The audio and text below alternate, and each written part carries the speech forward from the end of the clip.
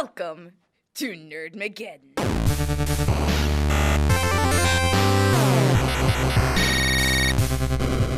And we're also with our good friends KNWT on their Facebook page. Thank you all for joining.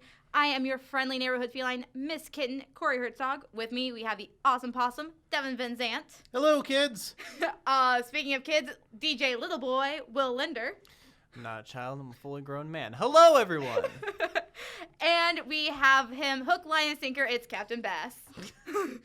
Also known as Eli. Wow. And Eli. I forgot you had a name. I thought we were friends. We're family at this point. I have a name. Why did we downgrade? Wow. Feeling the love, y'all. That's... All right. So we have quite a bit of news for all of you out there. First of all, I'd like to give a special shout out to our friend Johnny, who insisted that we talk about Banjo becoming a playable character in Smash again. Banjo for Smash. He's already in Smash. No. We gotta say it. It was his literal slogan for like an entire year or so. All right. 3, 2, 1. Banjo for Smash. Confirmed. Yes. Confirmed. And in there. He's gonna be in there forever. So. Yeah. Whatever. We're never gonna be able to let it go. But let's go ahead and move right along.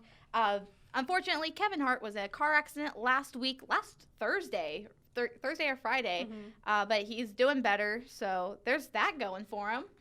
So maybe he'll be in the next Jumanji. We'll see. Well, he's expected to make a full recovery, but I saw this thing where he had fractured his spine in 3 places, and he's like pretty incoherent under heavy medication. Had surgery on Sunday night to fuse the fractures.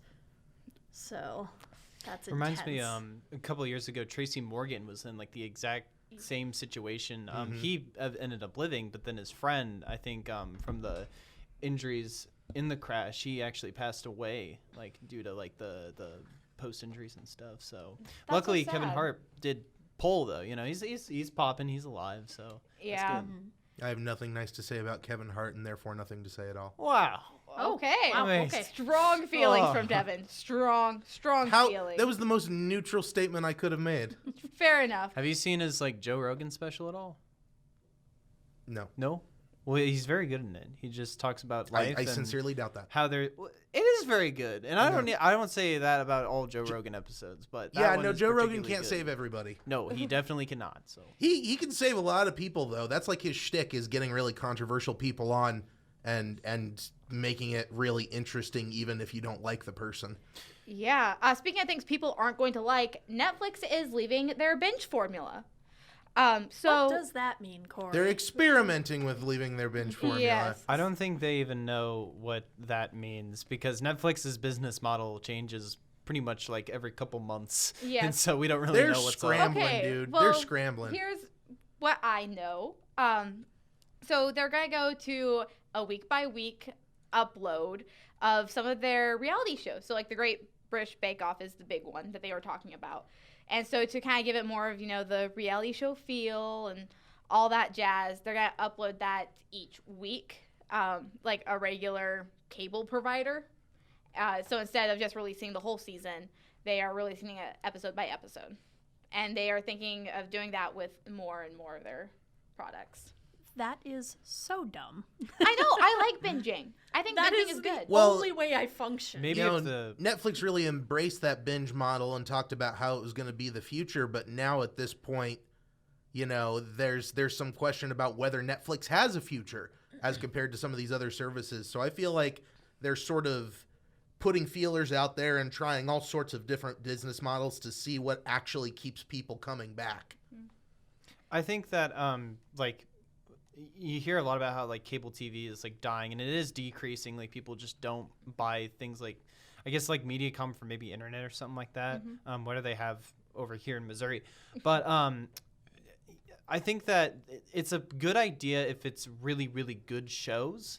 I don't know how popular the Great British Cake thing is Bake Very, Bake very Off. the popular. Bake Off. Yeah, There it you is. go. popular. Okay. Very Okay. popular. So I don't really know. I guess if it is popular, then like it kind of makes sense to maybe do it in certain intervals and stuff. But I don't know. I think it's maybe a little bit of a step backwards in comparison to the things that are going to come out, like different HBO things and especially Disney Plus. Yeah. So. Yeah. So, well, along those lines, are they doing it to where like it's like as it's coming out, they're doing it week by week? Yeah, I think or... it is. Because I didn't know if they were going to be like, oh, well, here's a season that's already been out. You're just doing it week by week. And I was like, well, that's going to be really No, dumb. I think they're doing it in real time, basically. I mean, well, then that kind of adds something because, I mean, with Hulu, Hulu kind of does that same sort of thing where it'll regularly add episodes and keep you updated. And that's actually what I like about Hulu.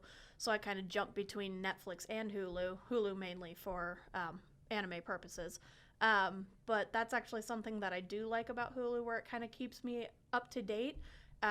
So, I mean, on that side, I guess it's kind of a good thing, but does that mean that are they still going to have the other seasons where you can binge them and then the new stuff coming out? yes. That's what they do. As of right now, again, this is all like with the Great British Baking Show. They are keeping what they have on there, so you can binge up to what's current, which I guess works. I don't know. I'm just one of those people that I'm okay waiting, like an extra month or so, just to binge the entire thing. Well, and I mean, it really kind of just depends on how like into the show you are. Like if Avatar: The Last Airbender or whatever, at the time that was coming out, we were watching it like every week. And for something that I was like that into, I would be totally up for, yes, you keep me updated and I will watch the episode every week. Like if it's something I'm that into. Otherwise, I mean, I guess it's kind of annoying and I would rather just binge it. But if it's like an anime or something that I really, really, really am excited about, then it's actually pretty handy to have it like that. As long as they keep the rest of it on there for you to binge. If they just do that stuff where they like take a season and just, here's a single season and we'll just add it as it comes out, that would be really cheap and really annoying. But that'd be rude. Yeah, very rude. But as long as they kept the rest on to binge and it was only with the new stuff, I mean, that actually kind of makes sense. Yeah, I know fans of the show Carol and Tuesday wish they had done what they're doing with the Great British Baking Show. How many times am I gonna have to say that right now? But I know that they wish they had done that because of reasons. I haven't seen the show yet, so we'll see. Apparently, Netflix's like Q1 revenue entries were pretty. I think they kind of increased actually with things like Bird Box and like the other Netflix originals that came out in the beginning of maybe January or February. I don't know if it's stagnant now. I really don't know. Maybe there's some kind of like statistic out there that says so, but I don't know. I think like maybe this could work. It's just a funky business model that doesn't really keep up with what's going on as far as the binging world. But again, this is sort of the Google version of we're doing this thing. It's just an announcement and a little feeler. It's 2 shows. They're doing it, but are they doing it? Who knows? They may abandon this a month down the line. It's not like YouTube where they just jump like headfirst into something without even telling anybody and we just kind of have to figure it out. Yes. Oh, YouTube. Moving along, Dragon Ball stuff got pushed back. Devin? Yeah, so for a really long time, we've had pretty much, it's like an unspoken rules type thing where it's like, yes, Dragon Ball's coming back, but no, we're not going to tell you that.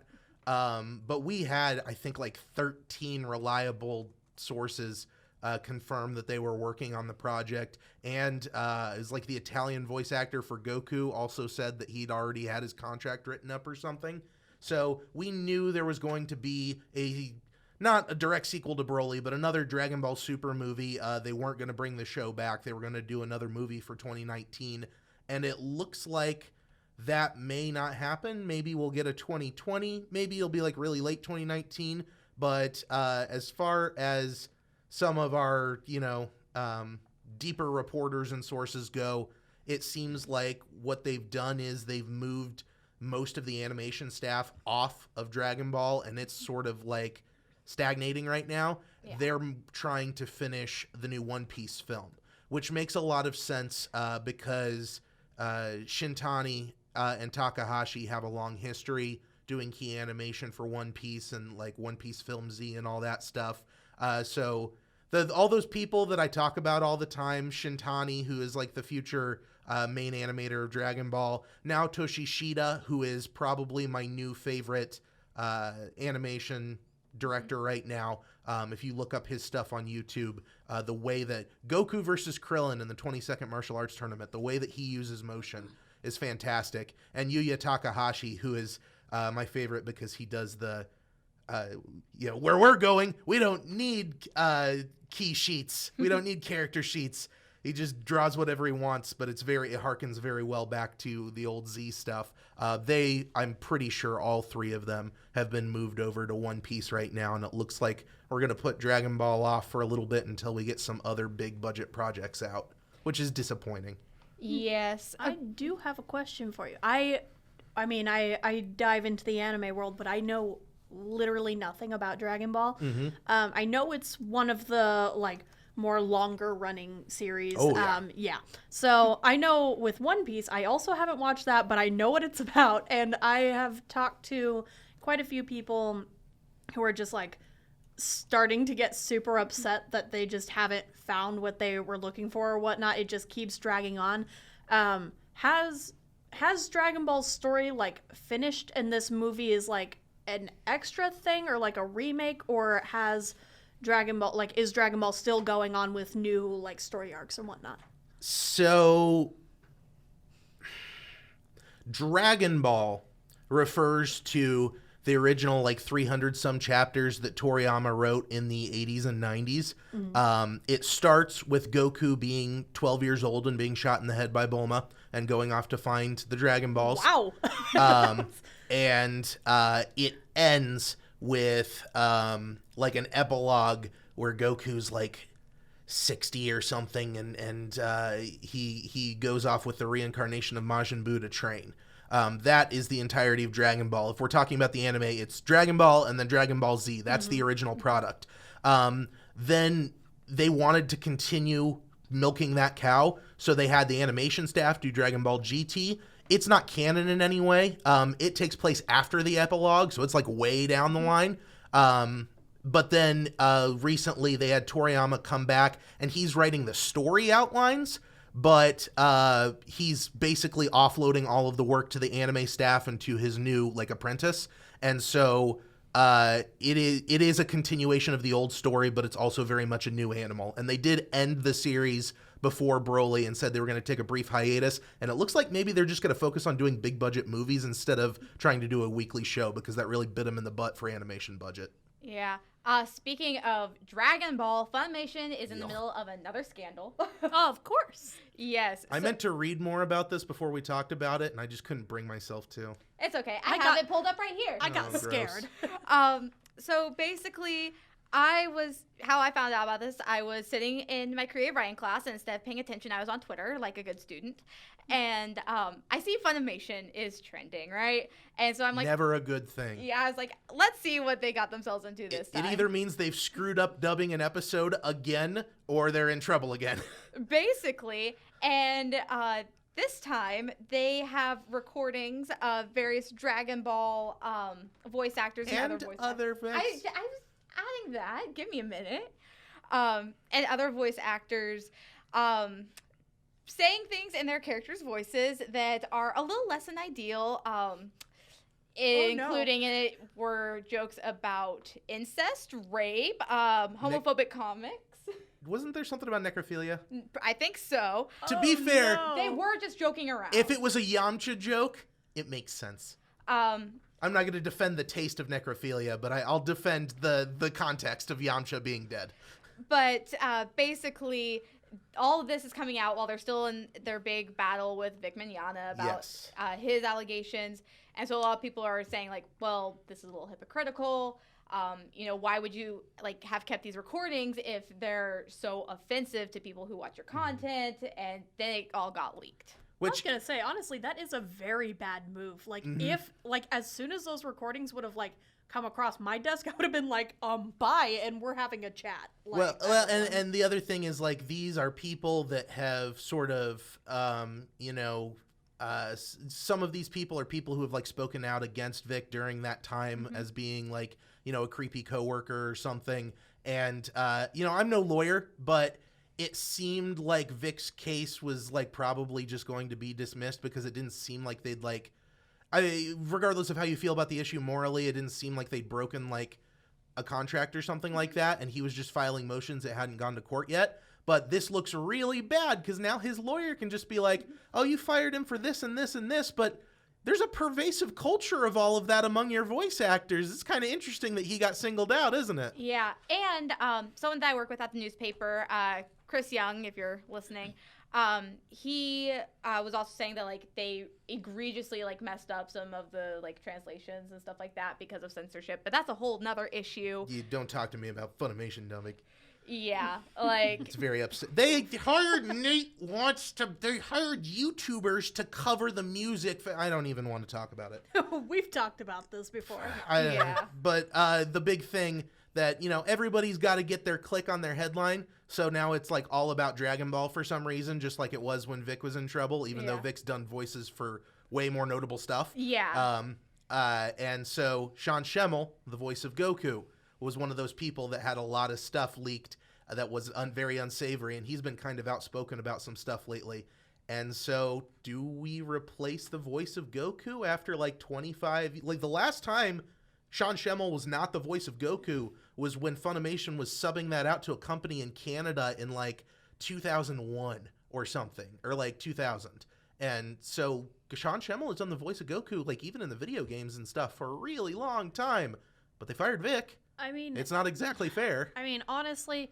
With that sort of thing, as soon as you make, like, a brand or an image with a specific voice, like attaching a specific voice to a character, it is extremely hard to change that without, like, causing a bunch of, like, outlash or whatnot from the fans. Some people might be happy, though, because there's a group of weebs that really hate Schemmel and always have. I mean, yeah, well, it's like now they're kind of caught between a rock and a hard place where they're like, do we continue with whatever? And I mean, the best solution that I could see is not necessarily the best solution, but it'd be like for something like Dragon Ball, like the Dragon Ball franchise, where I mean they were working on a movie but not like an animated thing. It honestly might be time to either, like, as dumb as this is, like, either get rid of the character and start completely new, kind of like what Yu-Gi-Oh does, where they, like, start off with a new main character, which again would cause a lot of outlash. Or it'd be, like, let him finish what he's doing and then let him go. Gohan was the main character of Dragon Ball for about a month, and it did not work at all. Yeah, it so was pretty bad. It really just depends on how you want to move around it. Yeah. Will, you wanted to say something? What? You looked like you were about to say something. I guess I am. Has Funimation, like, kind of responded to, like, the things on social media and stuff? Kind of. Like, they're just kind of like, oh, well, it's not necessarily they're trying to defend their actions. It's the generic, like, oh, this is something we shouldn't have done, blah, blah, blah. The usual covering the buses. Oops. We're sorry. It always sounds like they're going to try to, like, just sweep it over and stuff and not really. Yeah. Like, let's just get a really big rug and, like, sweep that under it. Basically is that's what's kind of happening. But because it's anime, maybe that rug just floats away. We don't know. No, that's a Disney movie. It's a joke. Okay. The rug may just have powers. Well, all right. Here's my little fun fact. The Ocean dub, the old sub, the old dub that Funimation farmed out and continued in Canada after they switched to Texas. It had a lot of voices of Goku because they were paying by the line and not by the hour, and they didn't count screams as lines. So they had a bunch of people quit, and I believe, like, the third Goku was the voice of Rolf and Ed, and Eddie. Yeah. What? Yeah. Yeah. So we're going to move along because I'm sure there will be more to unpack as this continues. I'm probably going to follow it just because I'm trash. Will, you want to talk about the new Pinocchio movie? Yes. Side comment though, somebody once told me that I look like Roll from Ed, Ed and Eddie, and I don't. See it. Do? I don't have blue hair. I'm not like Eastern European. Okay, but maybe that can we be don't changed. know. That cosplay idea. Cosplay idea for Will. Halloween. It's coming up. Halloween. Speaking of the spooky, darker version of things, it's Pinocchio again. The original Pinocchio came out at around like 1940, I want to say. I think and this has been in the works under Disney's big live action, whatever they're trying to do now. I guess like just getting a bunch of like famous directors who are like, previously more successful to come back and like find their careers. Yeah. And like, but this is a bit different because this is Guillermo del Toro. He won Best Picture Oscar for The Shape of Water back in 2017. He also directed Pan's Labyrinth, Pacific Rim, which is like a really cool movie, Crimson Peak, the Hellboy movies, Blade 2, that we don't really talk about, and other stuff too. Now, they say that Pinocchio is a darker version of the classic children's fairy tale. So this is just going to be even more darker. Yeah. Even more darker. I don't know if you guys have seen like the original Pinocchio film. Like from Pretty Disney. messed. I'm just it's like like, Dumbo level not- messed up. There's no there's music. It's just there's no like sing-songy things. It's just like here it is. I got no strings on me. I know. Are there? Oh, I guess there are singy songs. Yeah. Oh yeah, I have a special attachment to that song. The little guy comes out and he just starts singing and oh boy. Well, anyway, the history behind this newer 2021 remake is that in 2017, he announced that we're not going to do this film at all. It's going to be scrapped. And then in October of 2018, Netflix announced that Guillermo del Toro was brought on board to do a stop motion animation, which would be cool. Ooh, That yeah. would be dope. Oh, Honestly, yeah. awesome. I'd be I'm thinking, awesome. I feel like Tim Burton vibes already. Well, I mean, Guillermo del Toro is a Yeah. bit more science fiction-y, but he's a lot like Tim Burton, Yeah. so that would be perfect. And they said no, and then Disney decided to make a live-action thing about it. So, there's no real like cast so far. Del Toro's a writer and producer. That's about it. No cast or anything like that, and no musical director so far. But I'm sure that this one will be a cool watch. So keep your eye out in the next couple years for Pinocchio. I would be so up for that. Like the problem that I've been having with the like Disney live remakes or whatnot is they're literally just trying to remake them, and it doesn't, like, honestly, the nostalgia value or whatever doesn't hold up, for me at least. And so I'm always like, oh, the original was better or whatnot. But having like a darker twist on something, I'm like, ooh, yes. Like, as long as they're like, twisting, they're changing it in some way, kind of like Sleeping Beauty and Maleficent, where it was like, it wasn't a remake, but it was like a live action. Here's another way to do the story. So, and I really, really liked Maleficent. So Yeah, I'm excited. I would say, like, this is one of the few movies I think would be a good live-action remake, because it could be, like, a cool, like, psychological horror type thing, because you're being, like, chased around by this little marionette puppet, and, like, I could just totally see Pinocchio, like, being this, like, twisted little devil thing, and I would love something That'd be like creepy. I don't like that at all. I want stop motion, really. that. I got no strings on me. So Hey, here's Evil Corey doesn't belong That's here. enough of that. here's my forecast. Disney's Hansel and Gretel presented by Rob Zombie, 2024. It'll happen. Don't worry. That'd be dope. We'll get the money for it. All right, guys, it is time for us to wrap up this new segment. Thank you guys for coming on. Thank you all for tuning in. And as always, you nerd it here first.